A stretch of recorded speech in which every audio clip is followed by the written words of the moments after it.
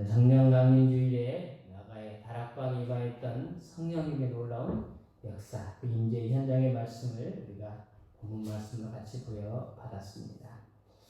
2000년 전 성령 강림의 약속을 받은 120명의 문도들이 나가의 다락방에서 그런 예수님의 약속을 기다렸습니다.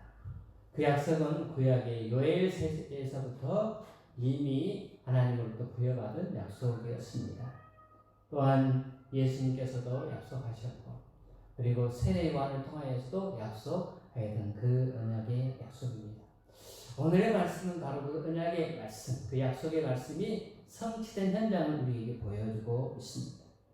마침내 기도하는 그들에게 성령님께서 임하여 오셨고, 그렇게 임하신 성령님의 역사가 역사상 최초로 예루살렘의 교회를 가져다 세우게 하는 놀라운 역사를 만들어낸 것입니다. 해상 최초로 교회가 시작된 것입니다. 곧 이 세상의 교회는 성령님의 역사로 시작되었습니다. 그래서 교회란 어떤 곳이나 교회란 본질적으로 성령 강림으로 시작된 성령 공동체가 바로 이 교회인 것입니다. 교회는 성령이 시작하셨습니다. 그리고 성령님이 그 교회에 운행하셨습니다.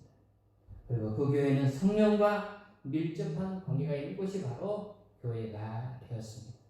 다시 말하면 성령님과 관계가 없이는 교회가 될 수가 없다는 사실입니다. 그러므로 교회는 성령님의 역사가 떠나면 더 이상 참된 교회다라고 말할 수가 없는 것입니다. 교회는 건물이 교회가 아닙니다. 교회는 하나님의 백성들이 모여 예배할 때 그곳에 성령님의 임재가 있고 성령님의 역사하심이 나타나야 그때야 비로소 그것은 교회인 것이지, 그렇지 않았을 때는 하나의 건물에 불과하다 나가는 것입니다. 이 시대의 선지자라고 그렇게 별명이 붙여지는 A.W. 토저라고 하는 분이 계십니다. 이분이 많은 책을 수록을 했는데요, 그는 그 책에서 오늘날의 교회에 대해서 이렇게 지적하고 있습니다. 우리 토저가 한 교회에 대한 지적을 다 같이 한번 보도록 하겠습니다. 시작. 2000년 전 초대교회에서는 성령님이 일하지 않으시는 순간 하던 일의 5%가 중단된 것이고, 누구도 무엇이 잘못된 것인지 당장 알아챘을 것이지만, 오늘날 교회에서는 성령님이 몸을 빼셔도 우리가 하는 일의 95%는 여전히 계속될 것이고, 아무도 무슨 변화가 생겼는지 눈치채지 못할 것이다. 네. 초대교회는 2000년 전 초대교회, 맨 처음에 만들어졌고 지금껏 이날까지 인도받았던 그 교회는 성령님이 일하지 않으시는 순간 하던 일의 95%가 멈추었다는 것입니다. 그리고 무엇이 잘못되었는지 그는 당장 깨달아 알았다는 것입니다. 이 일에 성령님이 개입하심이 있구나. 아니, 이 일에 성령님이 개입하심이 없어서, 성령님이 개입하지 않으셔서 이런 결과들이 나타나게 되었구나. 초대교회 성도들은 95%가 다 깨달아 알고, 그래서 자신들이 하는 일들에 대해서 하나하나 점검해 가면서 모든 일을 감당해 왔는데, 오늘날 교회에서는 성령님이 몸을 빼도 사람들의 성도들의 95%는 여전히 하던 일을 계속하더라. 그리고는 성령님이 몸을 빼신지조차도 모르고, 무슨 변화가 생겼는지조차도 눈치도 채지 못한 채 계속적으로 하던 일을 계속해서 준행해 나아가더라. 이 놀라운 지적을 우리 가운데 하고 있는 것입니다. 오늘날 현대교회의 문제점을 지적한 내용이 아니겠습니까? 참으로 2000년 전 초대교회에서는 성령께서 친히 그리고 구체적으로 역사하셨습니다. 성령님의 감화와 감동, 그 역사하심이었다면 아무도 아무 일도 그들은 할 수가 없었습니다. 그렇기 때문에 우리 신앙의 선배들은 매 순간 성령님을 의지할 수밖에 없었던 것입니다. 매 순간 성령님의 충만하심과 그분의 인도하심을 간절히 기도하지 않을 수 없었던 것입니다. 그런데 오늘날 교회들, 그때의 교회보다 훨씬 더 많은 수많은 하나님의 백성들이 모이고 어마어마한 건물들을 소유한 교회들, 오히려 교회가 커지다 보니까 성령의 능력보다는 사람의 능력을 더 의지하게 되더라라고 하는 사실입니다.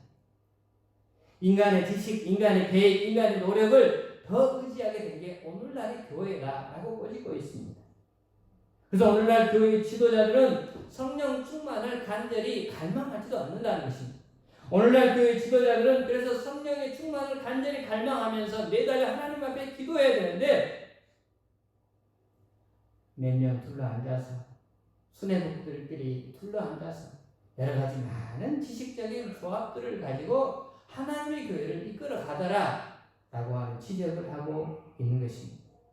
성령님의 능력을 구하기보다는 오히려 세속적 능력을 더 추구하는 교회로 전락되고 말았다라고 지적합니다. 그래서 그들은 더 이상 매달려 하나님 앞에 기도하지 않습니다. 성령의 능력을 의지하기보다는 세속적 능력을 더 추구하다 보니 세속적인 어떤 갖고 있는 것들, 어떤 지식들, 재력들 이러한 것들을 더 감안해서 교회 일들을 풀어나가게 되더라 하는 사실입니다.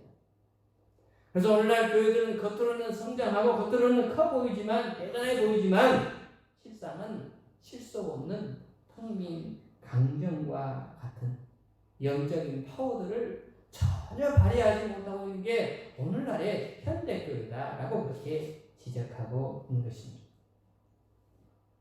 우리들 한 사람 한 사람의 신앙인으로서 경건의 모양보다는 경건의 능력이 닿아야 되는데 우리는 껍데기만 경건의 모양만 강조하고 있는 게 오늘 우리의 현실이 아닌가라고 하는 사실을 오늘 우리는 이 A.W. 토저의 이 써놓은 글을 우리가 보면서 우리는 뼈저리게 참으로 깨달아 알아야 할 것입니다. 도대체 교회란 무엇입니까? 그리고 교회가 진정 자랑해야만 하는 것이 무엇입니까?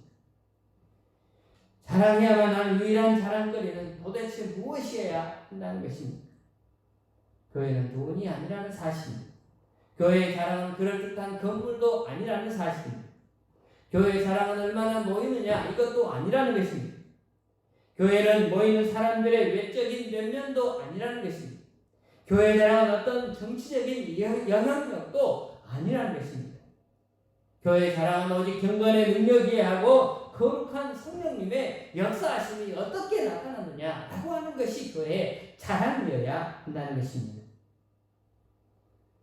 기도의 능력이요 말씀의 힘이요 말씀과 기도를 통해서 개개인의 삶이 변화된 개인들을 통하여 가정들과 사회가 변화되어가는 기적의 삶을 교회는 자랑할 수 있어야만이 교회는 온전한 교회로서의 진정한 모습이다라고 그렇게 지적하고 있는 것입니다.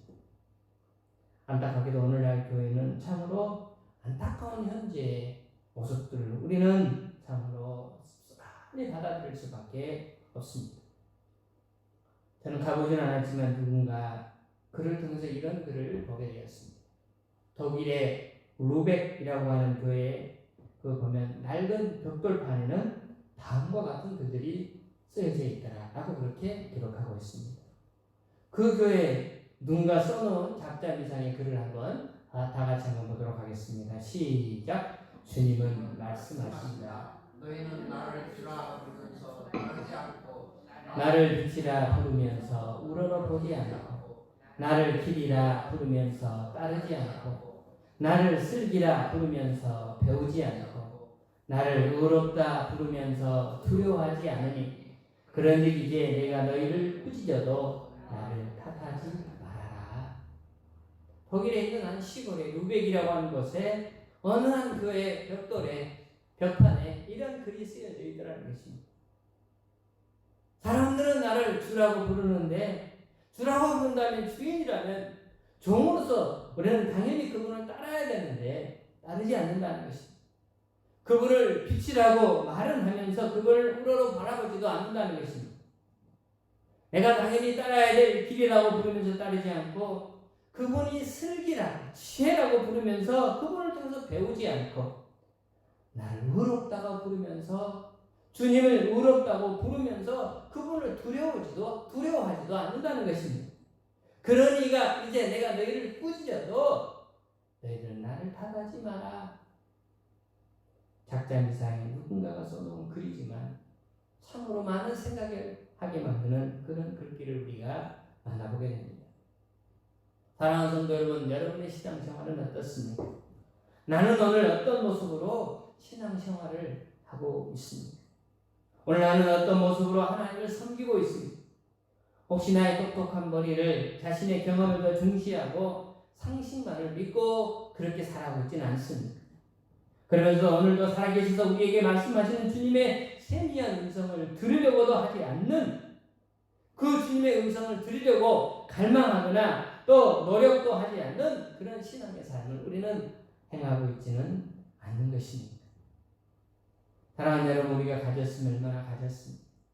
배웠으면 얼마나 배웠고 우리가 알면 얼마나 합니까? 근육 좀 생겼다고 뻣뻣하게 고개를 숙이면 목 디스크에 걸릴 수밖에 없는 것입니다. 우리는 목에서 힘을 빼야 합니다. 그래야 하나님께 우리는 겸손해야 하는 것입니다. 겸하며 성령님의 의지하며 우리는 나아가야만이 우리에게 살 길이 열리게 되는 것입니다. 오직 주님의 영만을 갈망하며 그분만을 의지해야 하는 것입니다. 내 속에 들어있는 교만의 헛바람을 다 뽑아내버리고 오직 거룩하신 성령님만으로 충만하길 우리는 갈망해야 하는 것입니다. 그때 비로소 성령께서 저와 여러분을 도와주실 것입니다.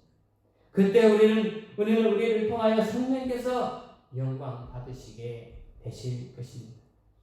사랑하는 성도 여러분, 그렇다면 오늘 성령 강림주일에 우리 가운데 다시 오실 그 성령님을 어떤 분이십니까? 우리는 그분을 바로 알고 우리는 그분을 바로 맞아들여야 하는 것입니다. 우리는 오늘 본문 말씀에 기록된 성령님의 오심에 대한 내용을 살펴보면서 성령님은 바로 어떤 분이셨는가 라고 하는 사실을 다시 한번 재고해보는 복된 시간 되었으면 좋겠습니다. 첫 번째, 성령님은 공동체의 영이었습니다. 공동체의 영. 오늘 보면 1절에 이렇게 시작하죠. 우리 1절 말씀 나같이 보죠. 시작. 오순절날이 이미 이르매 그들이 다같이 한 곳에 모였더니, 오순절날, 그렇죠. 이스라엘 백성들에게 지켜야 될 7대 절기 중에 하나, 아니 3대 절기 중에 하나죠. 오순절은 77절이라고도 하고 초실절이라고도 합니다. 여름 농사를 지어서 1년에 농사를 두 번으로 나눈다면 전반기에 농사를 지어서 첫 번째 그 농사의 결실을 가지고 하나님 앞에 들고 나와 여호와께서 이렇게 이 귀한 열매를 맺게 하여 주셨습니다 하는 감사의 제물을 하나님 앞에 올려드린 것입니다. 전 세계 사방 곁에 있던 모든 유대인들은 다 예루살렘으로 나와 하나님 앞에 성전에서 예물을 들고 하나님을 송축해야 될 사명이 그들에게 놓여 있었습니다. 그들은 오순절날이 이미 이름에, 그래서 다 같이 한 자리에 모여 예배하기 위하여 예루살렘에 모여 있었던 것입니다. 바로 그곳에 마가의 다락에서 기도하던 하나님의 백성들에게 성령님은 임재하셨던 것입니다. 성령님은 그들이 다 같이 한 곳에 모일 때 그들 가운데 첫 번째로, 신약시대 첫 번째로 예수님 대신에 다시 오실 하나님의 영으로 그들 가운데, 공동체 가운데 임하셨던 것입니다. 물론 성령님은 각각 한 사람 한 사람을 도우십니다. 죄를 깨닫게 하시고 말씀을 깨닫게 하시고 말씀을 통해 우리를 구체적으로 그분은 우리를 인도하십니다. 성령님이 아니고서는 우리는 우리 자신이 죄인이라는 사실조차 깨닫지 못하죠. 감히 어떤 인간이 내가 죄인이요 라고 고백하며 나아갈 수가 있겠습니까? 성령이 오셔서 우리로 하여금 깨달음의 은혜를 주시고 그래서 우리 입술로 고백하게 하시고 하나님의 귀한 의의 바늘로 그들을 인도하기 위하여 성령께서 역사하시기 때문에, 개개인에게 그렇게 역사하시기 때문에 우리는 구원받는 하나님의 백성이 된 것입니다. 또한 성령님은 우리의 개개인의 기도를 도와주십니다. 우리의 각자의 사정을 부르짖고 간구할 때 그분께서 우리를 응답해 주십니다. 그러면 우리는 개인적으로 성령님의 감화와 감동과 인도하심이 절대적으로 필요한 그런 죄인들입니다. 그러나 그럼에도 불구하고 성령님의 임재는 언제나 개인적인 이 성령님의 체험들은 반드시 공동체 안에서 점검되고 분별을 받아야 된다는 사실을 우리 가운데 말씀으로 암시하는 것입니다. 공동체의 그들이 모여서 한 자리에 모여서 함께 기도할 때 성령님이 그곳에 임재하였습니다. 그리고 그 성령님이 그들 가운데 임재해서 그들로 하여금 나타나는 현상들을 통하여 내가 받은 성령이 진실한 성령인지 거짓 영인지 우리는 점검되고 분별받아야 되는 분명히 말씀을 더 우리 가운데 제시하시는 것입니다. 그러한 이유 때문에 우리는 반드시 함께 모여 성령님의 임재와 도우심을 구해야 하는 것입니다. 다시 말씀드립니다. 성령님은 하나님의 백성들이 다 같이 한 곳에 모일 때 찾아오시고 공동체를 통하여 역사하셨고 당신의 뜻을 그들 가운데 드러내셨습니다. 그러므로 우리는 모이기에 힘써야 할 것입니다. 왜? 그곳에 성령님이 임재하시기 때문인 것입니다. 히브리서 기자는 모이기에 힘쓰라고 히브리서 10장 25절 말씀에 이렇게 말씀합니다. 모이기를 피하는 어떤 사람들의 습관과 같이 하지 말고 오직 권하여 그날이 가까움을 볼수록 더욱 그리하자. 볼수록 더욱 그리하자. 그날이 가까움을 볼수록 더욱 그리하자. 그날이 가까우면 가까울수록 우리는 다 같이 한 자리에 모여 하나님을 예배하고 그곳에 임재한 성령님을 찬양하고 그분의 놀랍게 역사하심을 경험하고 그리고 그 성령의 뜻에 맞추어 공동체가 순종해야 됨을 우리 가운데 말씀하시는 것입니다. 힘들어도 모여야 되겠죠. 모여서 함께 기도해야 되고 모여서 함께 예배해야 될 것입니다. 함께 모여 기도하고 함께 찬양하며 함께 생각을 하고 함께 지혜를 나누는 것이 바로 성령 공동체인 교회의 본질적인 모습이다 라고 하는 사실입니다. 각자 개인적으로 기도하는 것도 중요합니다. 하지만 그것은 수많은 오만을 쌓을 수도 있다는 사실을 우리는 전제해야 하는 것입니다. 하나님의 이름 앞에 한 자리에 모여서 함께 기도하며 그분의 도우심을 구할 때 성령께서 우리에게 오시어서 우리를 새롭게 하시고 우리를 온전하게 해 주실 줄로 믿습니다. 그러므로 성령님은 공동체의 영이셨습니다. 공동체가 모여 함께 기도할 때 그 자리에 성령님은 임재하셨던 것입니다. 두 번째 우리 가운데 오신 성령님은 소통의 영이셨습니다. 소통이요. 수많은 사람들로 하여금 알아듣는 말로 알아듣게 하셨던 것입니다. 오늘 4절 말씀 다시 한번 봅니다. 시작. 그들이 다 성령의 충만함을 받고 성령의 말하게 하심을 따라 말하기를 시작합니다. 그들이 다 성령의 충만함을 받고 120명의 문도들이 모여서 기도할 때 공동체 성령이 임하셨습니다. 그들이 성령에 다 충만함을 받고 말하기를 시작했는데 또 성령이 말하게 하심을 따라 다른 언어들로 말하기를 시작합니다. 성령이 말하게 하심을 따라 말했더니 각각의 다른 언어들이 그들의 입술을 통하여 나오게 되더라 하는 사실입니다. 자기들이 모여 자기 마음대로 말하는 게 아닙니다. 그들이 밖으로 나가 주의 복음을 증거할 때 아무 말이나 하는 게 아닙니다. 성령님이 말하게 하심을 따라 하셨습니다. 한마디로 말해서 성령 충만한 사람들은 성령께서 말씀하게 하심을 따라 다른 언어들을 말하는 사람들인 것입니다. 이 시대 당시에 다른 언어들은 외국어였죠. 각각의 다른 지역에서 온 수많은 사람들에게 그들의 언어를 전혀 단 한 번도 가본 적도 없는 그 지역의 언어를 나도 모르는 순간에 주님의 복음을 전하는 그 모든 언어들이 그들의 귀에 들리도록 하는 외국어의 방언을 그들 가운데 우리 하나님께서 선물하여 주셨던 것입니다. 우리 그 현장을 한번 만나봅시다. 6절부터 11절까지 말씀 다 같이 보겠습니다. 시작. 이 소리가 나매 큰 무리가 모여 각각 자기의 방언으로 제자들이 말하는 것을 듣고 소동하여 다 놀라 신기하게 여기되 보라 이 말하는 사람들이 갈릴리 사람이 아니냐. 우리 각 사람이 난 곳 방언으로 듣게 된 것이 어찌 되느냐. 우리는 바데인과 메데인과 엘람인과 또 메소포타미아, 유다와 갑바도기와 본도와 아시아, 부르기아와 밤빌리아, 애국과 및 구레네에 가까운 리비아 여러 지방에 사는 사람들과 노말부터 온 나그네 곧 유대인과 유대교에 들어온 사람들과 그레네인과 아라비아인들이라 우리가 다 우리의 각 언어로 하나님의 큰 일을 말함을 듣는도다 하고 제자들이 그리고 120명의 문도들이 성령의 충만함을 받고 나가서 주의 복음을 증거하기 시작합니다. 그런데 놀라운 일이 발생하게 되었습니다. 그들이 각각의 말들을 하는데 갈릴리 촌놈들이 수많은 언어들로 수개국의 언어들로 말하기를 시작하게 되었던 것입니다.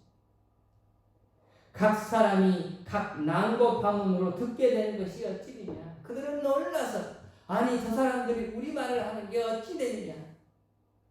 메소포타미아 사람도 바데인도 밤빌리아 사람도 애굽인데 구레네인도 누구나가 다 자기 나라 말로 그렇게 들려오는 것입니다. 성령 충만하면 변화가 되는 것이 참 많습니다. 그러나 그 중에 가장 중요한 것은 오늘 이 시대에 오늘 말씀으로 번역해 보자면 입술부터 바뀐다는 것입니다. 혀가 달라진다라고 하는 것입니다. 그렇죠. 성령 충만하면 비난하고 저주하는 입술이었죠. 이제는 찬양하고 찬송하고 그들을 축복하는 입술로 바뀝니다. 부정적인 말을 하던 사람들이 긍정적인 말을 하게 됩니다. 심지어 자기가 배우지 않았던 외국어까지도 하게 되는 게 성령 충만함의 결과였습니다. 2000년 오순절을 맞이하여 전 세계에서 하나님 앞에 경배하게 몰려온 수많은 순례자들이 예루살렘에 모여들었을 때 그들은 서로 말이 달라서 같은 하나님을 경배하면서 서로가 소통할 수 없었습니다. 하지만 성령 충만함을 받은 제자들의 변화된 입술을 통하여 이들 모두는 그들은 서로 소통할 수 있게 되었던 것입니다. 나라가 민족과 고향과 출신을 뛰어넘어서 모든 사람들이 이제는 하나가 되어 한 분 하나님을 예배할 수 있게 되었다는 것입니다. 그렇습니다. 성령님은 서로를 알게 하는 소통의 의미였습니다. 세상 모든 사람들을 소통할 수 있도록 거룩한 입과 거룩한 귀를 열어주시는 그런 하나님의 영이셨습니다. 사랑하는 성도들, 오늘 이 거룩한 성령 강림주일에 성령님께서 저와 여러분의 입술과 혀도 바꾸어 주시기를 주님의 이름으로 축원합니다. 우리의 입술을 변화시켜 주시옵소서. 우리의 부정한 입술이 제단 숯불에 대어 거룩해 되기를 주 이름으로 축원합니다. 부정적인 말을 하던 혀가 긍정적인 말을 하게 되고 비난하고 저주하던 입술이 찬양하고 축복하는 입술로 변화되기를 주의 이름으로 축원합니다. 우리는 바로 이 은혜를 간구해야 하는 것입니다. 사람들이 하는 그런 말을 들어보면 그 사람이 지금 성령 충만한 사람인지 지금 아니면 악령에 충만한 사람인지 알 수가 있습니다. 요즘 여러분은 어떻습니까? 요즘 저는 마음이 참 여러 가지 모양으로 많은 생각들로 번뇌로 그렇게 가득 차다 보니 성령 충만한 사람이 아닌 참으로 어떤 때는 내가 악령에 충만한 사람이 아닌가 스스로 반성해 보면서 오늘 말씀을 준비하면서 참으로 너무나 부끄러운 마음이 들었습니다. 생각하는 것도 행동하는 것도 현실의 처지의 상황에 위축되면서 또 상황에 따라 좌절하면서 하늘의 소망을 두고 살아가야 될 하나님의 존귀한 자로 백성들을 지도자들이 귀한 성도들을 이끌어야 될 지도자로서 참으로 여러 가지 많은 모양으로 너무나 부족했던 나 자신을 오늘 성령 강림주일에 이 귀한 말씀을 준비하면서 너부터 너의 입술을 변화시켜라. 너의 혀를 계단 숯불에 대어 이사야의 입술처럼 변화되리라 하신 이 말씀을 붙들고 오늘 사랑하는 여러분들에게 같이 권면합니다. 사랑하는 성도 여러분, 저와 성도 여러분, 우리 모두가 다 하나같이 성령의 입술로 계단 숯불로 지져지기를 주 이름으로 축원합니다. 우리 입술은 변화되어야 하는 것입니다. 아니 성령이 오시면 소통의 영이신 그 성령님으로 인하여 우리의 입술은 변화되게 될 것입니다. 그래서 우리는 어려운 상황에도 하나님을 찬양하고 그분을 경배하게 되는 것입니다. 예수님의 친동생이었던 야고보, 그는 예수님이 부활하기 전까지 그냥 예수님을 자신의 형으로만 알았던 사람이죠. 그러나 부활하신 이후에 예수님을 만난 야고보는 초대교회 베드로와 함께 더불어 기둥이 되었다고 성경에 말씀합니다. 그 야고보가 야고보서를 썼습니다. 그 야고보서에 이런 말씀이 나와요. 야고보서 3장 10절 말씀 다 같이 봅니다. 시작. 한 입에서 찬송과 저주가 나오는도다. 내 형제들아, 이것이 마땅하지 아니하니라.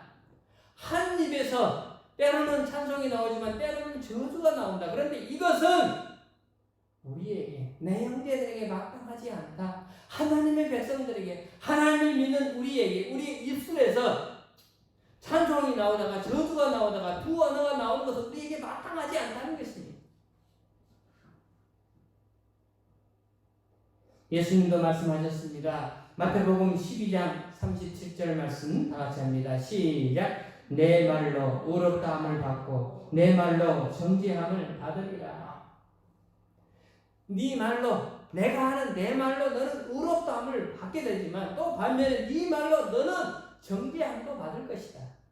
네가 말한 대로 그 결과는 네가 하나님 앞에서 받게 되는 결과가 네가 말한 대로의 결과로 네 삶에 주어지게 될 것이다. 그러므로 오늘 우리로 하여금 우리의 입술을 바로 똑바로 제단 숯불에 대어 성령의 은혜로 말미암아 우리의 입술을 지적거리고 우리의 하는 언어를 바로 사용하라. 그 말씀인 것입니다.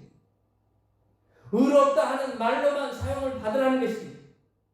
정죄함을 받기에 부족함이 없는 그런 정말 마지막 때 주님 앞에 섰을 때 너는 네 입술의 열매고 너는 그렇게 살아왔을 뿐이다 라고 하는 이런 정죄함을 받지 않는 삶을 살아가기 위하여 우리의 입술을 다시 한번 제단 숯불에 대고 날마다 성령 충만으로 그 성령의 지배를 받고 너의 언어 생활을 사용해라 하고 그렇게 말씀하는 것입니다.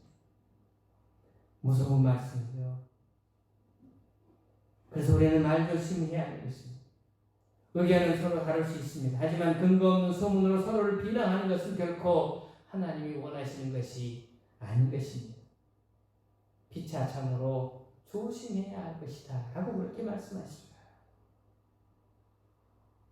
모두의 언어를 하나로 말하라고 너의 입술을 통하여 축복하고 사랑하고 그의 은혜를 베푸는 그런 말로 내 입술을 사용하라고 너는 그럴 자라고 오늘 우리에게 성령 강림주의를 통하여 다시 한번 우리에게 권면하고 계신 것입니다. 왜냐? 성령님은 공동체력이요 성령님은 소통의 연체이기 때문입니다. 세 번째 우리 가운데 오신 성령님은 환상과 꿈을 주시는 영이셨습니다. 17절 말씀 다 같이 보죠. 시작. 하나님이 말씀하시기를 말세에 내가 내 영을 모든 육체에게 부어주리니 너희 자녀들은 예언할 것이요 너희 젊은이들은 환상을 보고 너희 늙은이들은 꿈을 꾸리라. 자, 하나님이 당신의 영을 누구에게 부어주신다고 말씀하셨습니까? 젊은이들에게 똑똑한 사람에게 그렇지 않았습니다. 모두에게 부어줄 것을 말씀하셨습니다. 모든 육체에게 부어주래요. 똑똑한 사람, 능력 있는 사람, 재주 있는 사람만이 아닙니다. 모자라는 사람도 괜찮다고 말씀합니다. 나이 들고 희망이 없어 보이는 노인들도 괜찮다고 말씀합니다.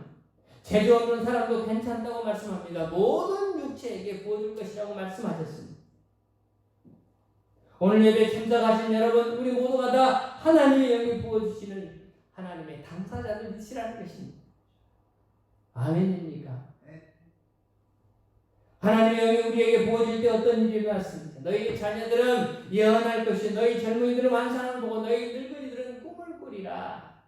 예언, 환상, 꿈 이 세 가지는 한국말로 따로따로 번역이 됐지만 다 같은 의미인 것입니다. 표현만 다를 뿐인 것입니다.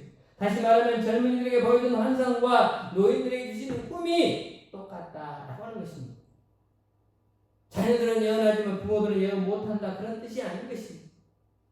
성령으로 충만한 모든 육체들은 이제 장차 환상을 보고 꿈을 꾸고 예언하게 될 것이라고 말씀하고 계시는 것입니다.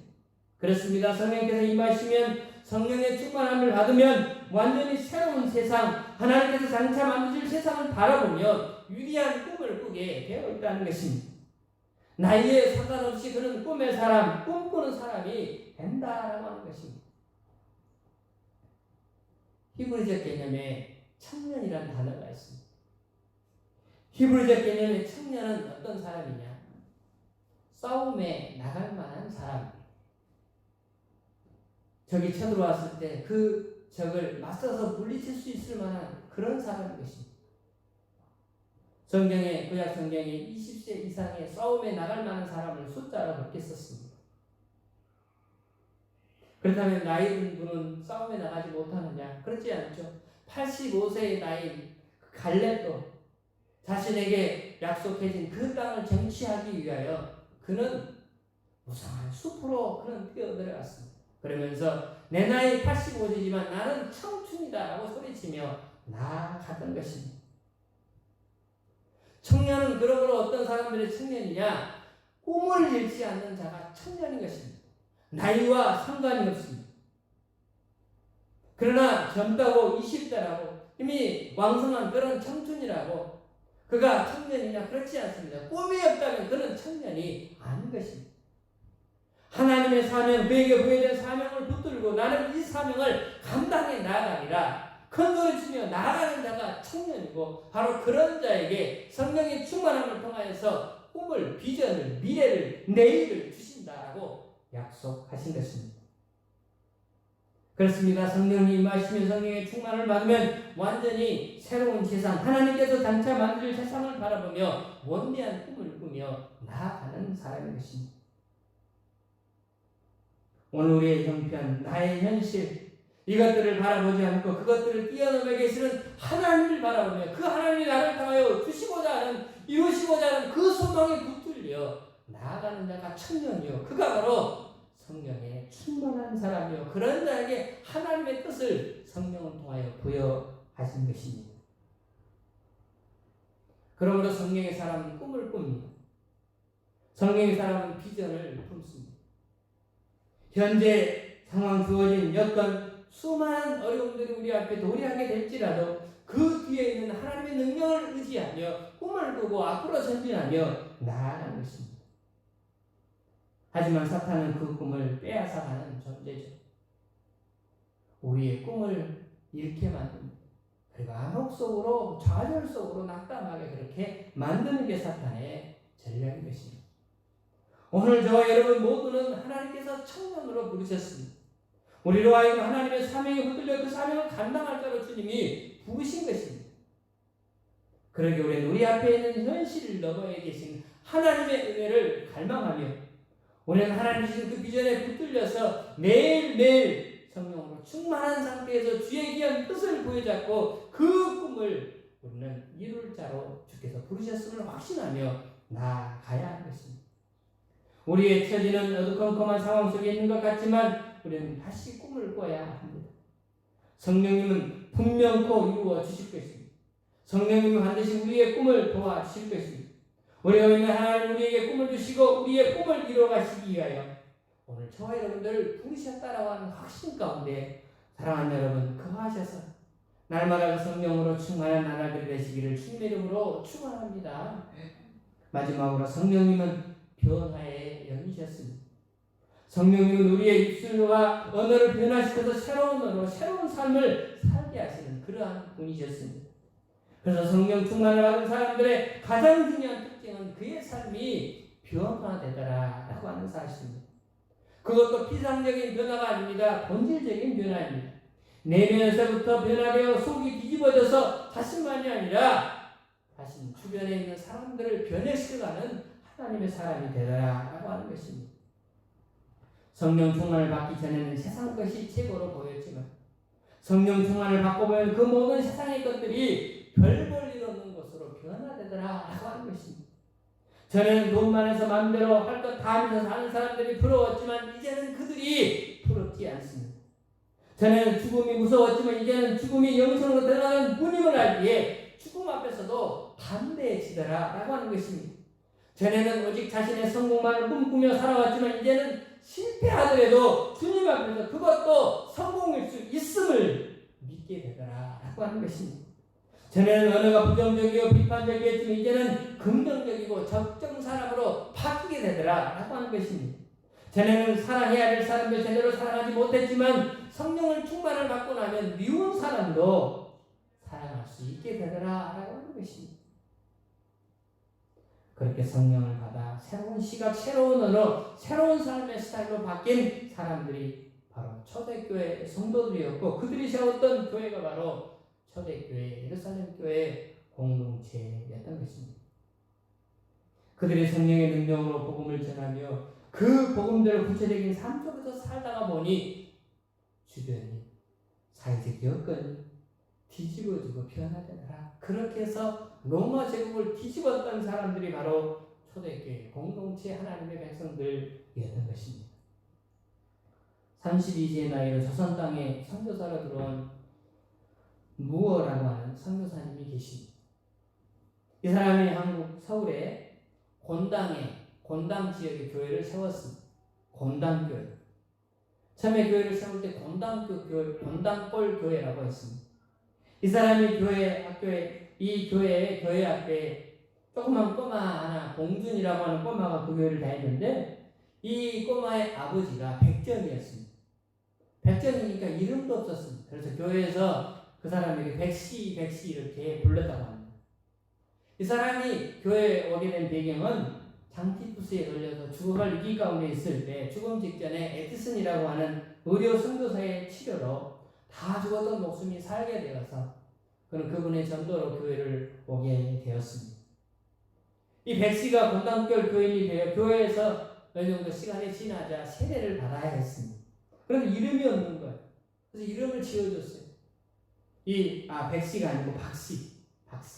자, 이 박씨에게 이름을 주어졌습니다. 그 박씨 이름이 성춘이라고 하는 사람입니다. 그래서 박성춘 이름으로 세례를 받았습니다. 그런데 문제가 생겼습니다. 교회에 나오는 양반들이 내가 천한 백정놈하고 예배를 함께 드릴 수 없다라고 생각하고 그 사람을 내쫓으라는 것입니다. 저 사람이 나가든지 우리가 나가든지 둘 중에 하나를 선택하라고 교회를 세운 무어 선교사님에게 따지고 들었던 것입니다.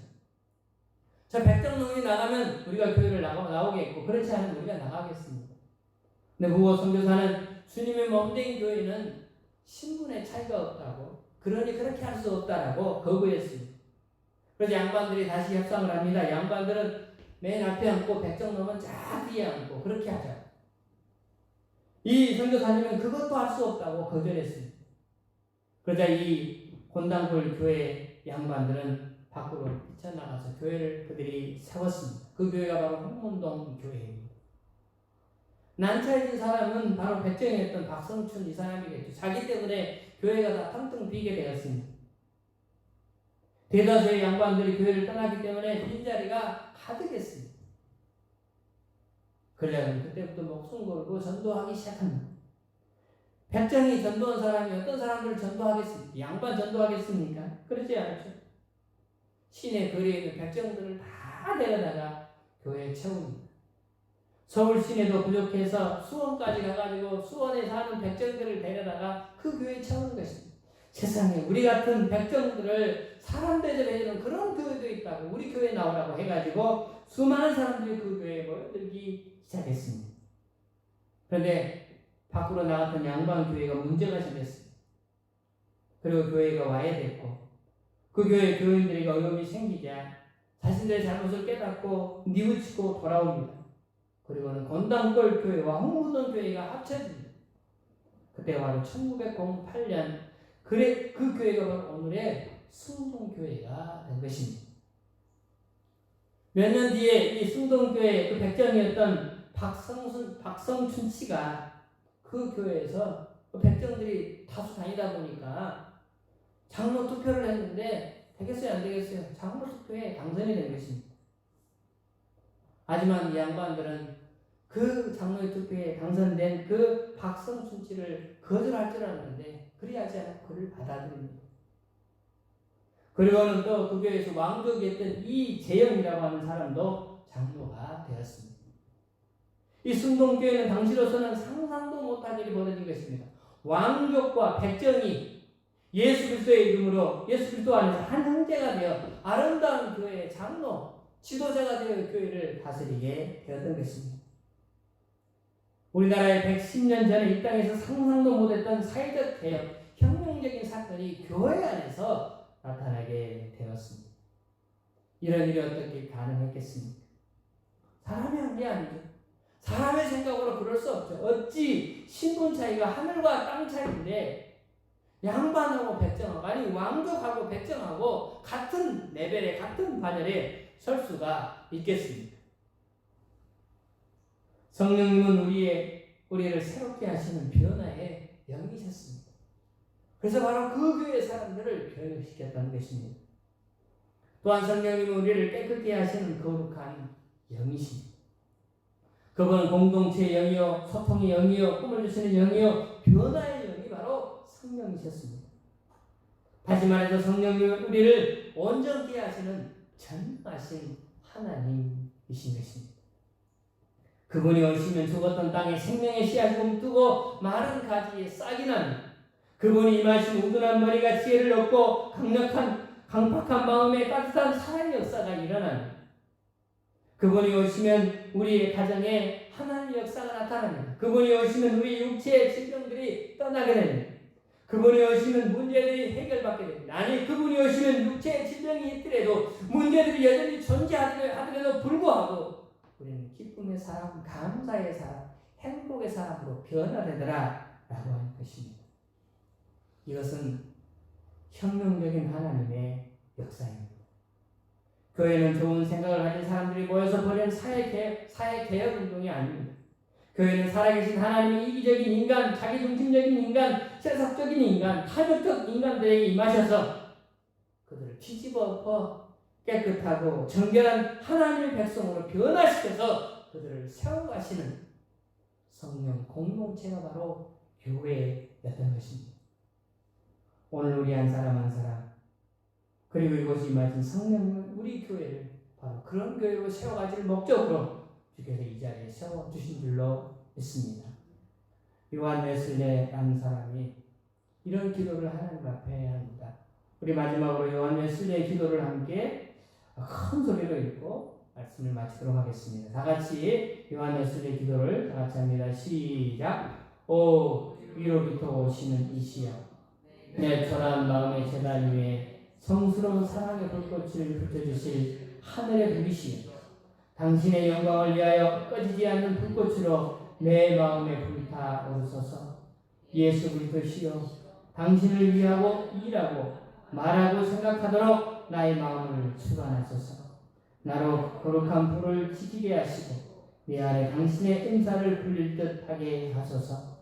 당신의 온전하신 뜻을 따르며 살도록 죽는 날까지 당신의 끝없는 자비를 내게 내려 주시옵소서. 오늘 이 기도가 저와 여러분의 기도가 되시기를 주님의 이름으로 축원합니다. 오늘 주신 말씀 우리 마음속에 품고 그 성령님은 우리 가운데 오셨습니다. 이곳에 임재하시고 역사하십니다.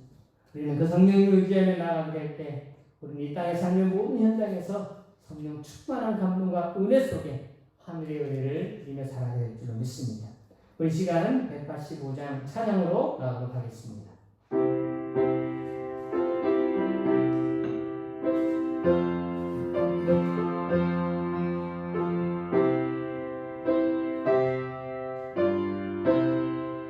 이 기쁜 소식을 온 세상 전하세 쾌활한 고통을 당하는 자에게 주 믿는 성도들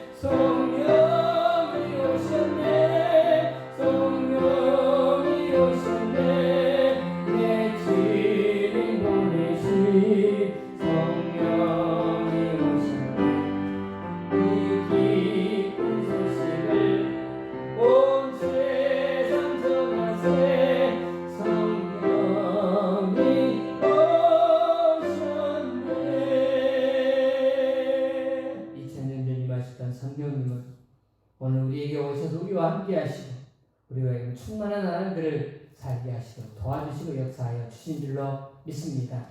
나와 함께 계셔서 내 모든 삶을 이끌고 계시고 내 모든 문제를 먼저 해결하시고 아니 문제보다 크신 하나님의 역사를 경험하고 깨닫게 하여 주실 성령을 의지하며 나아갑니다. 하나님 손자가 이끌어 주옵시고 성령 충만한 자에게 주시는 하늘의 귀한 감동을 날마다 누리며 살아가는 온 성도들, 온 지체들 되어지게 하여 주시옵소서.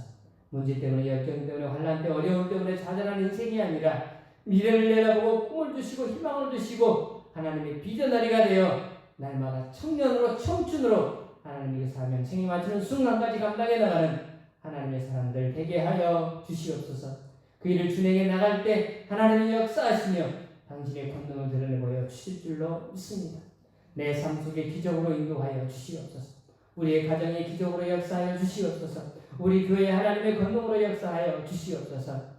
하나님의 말씀과 하나님의 역사와 하나님의 기적들이 끊이지 않는 아버지 하나님 성령의 귀한 공동체가 이 귀한 만남의 교회가 되어지게 하여 주옵시고 이 귀한 교회에 부여된 하나님의 사명을 개개인이 뜻받들어 순종해 나가는 주의 귀한 권속들 다 되게 하여 주시옵소서. 오늘도 오신 성령님을 축복하며 그 성령님 말씀에 순종하며 살기를 다짐하는 사랑하는 성도들 귀한 성전에 나와 예물을 주 앞에 드리며 나아갑니다. 우리의 모든 형편 전제를 다 하시는 하나님께서 받으시고 역사하여 주실 줄로 믿습니다. 어려운 때 하나님만이 하나님의 방법으로 해결하시는 놀라운 비밀들을 다 알게 하시고 내 개개인의 삶 속에서 누리며 살아가는 온 지체들 되게 하여 주시옵소서. 물질이 쓰여지는 것에 하나님의 권능이 날마다 역사되는 귀한 역사가 날마다 끊이지 않기를 소망하며 언약하신 대로 이루어 주실 줄로 믿고 예수님의 이름으로 기도드리옵나이다. 아멘.